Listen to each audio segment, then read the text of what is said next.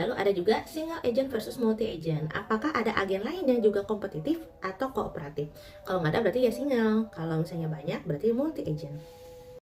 Selanjutnya adalah kerangka PEAS atau kerangka PEAS. P-nya adalah performance atau performa atau kinerja. Ini merupakan standar untuk menilai kesuksesan agent.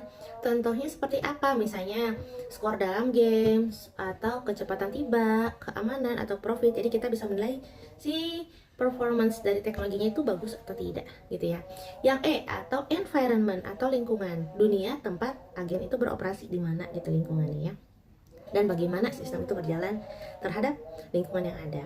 Lanjut di sini ada A, aktuator, atau di sini bagaimana cara agent dapat mempengaruhi lingkungan. Jadi bisa saja si agent ini bisa mempengaruhi lingkungan sekitarnya, gitu ya.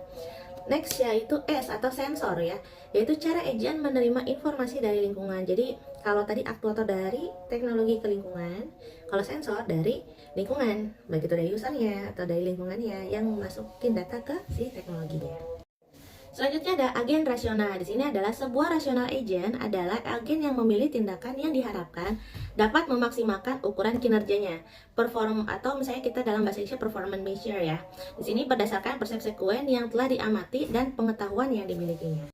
Konsep penting agen rasional di sini ada dua ya, ada rationality versus omniscient, ada rationality versus human likeness. Jadi yang pertama adalah rationality versus omniscient. Omniscient atau maha tahu, dia mengetahui aktual konsekuensi tindakan.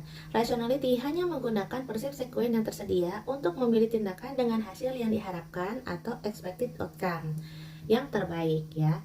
Rationality bukan tentang kesempurnaan, tapi tentang keputusan optimal berdasarkan informasi yang ada. Yang kedua adalah rationality versus human likeness, yaitu agen rasional tidak harus meniru manusia.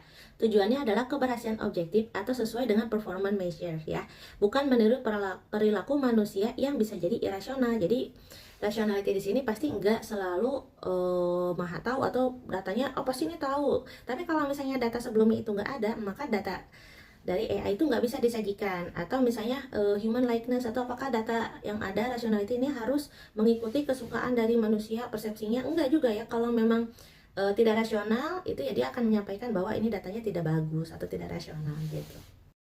Selanjutnya adalah tugas agent, yaitu untuk setiap persepsi sekuen yang mungkin seorang agent rasional harus memilih tindakan yang memaksimalkan hasil dari harapan atau expected value-nya ya, dari ukuran kinerjanya. Jadi ya memang harus sesuai dengan harapannya ya. Jadi data yang disajikan itu memang memiliki nilai akurasi dan data yang terbaik gitu.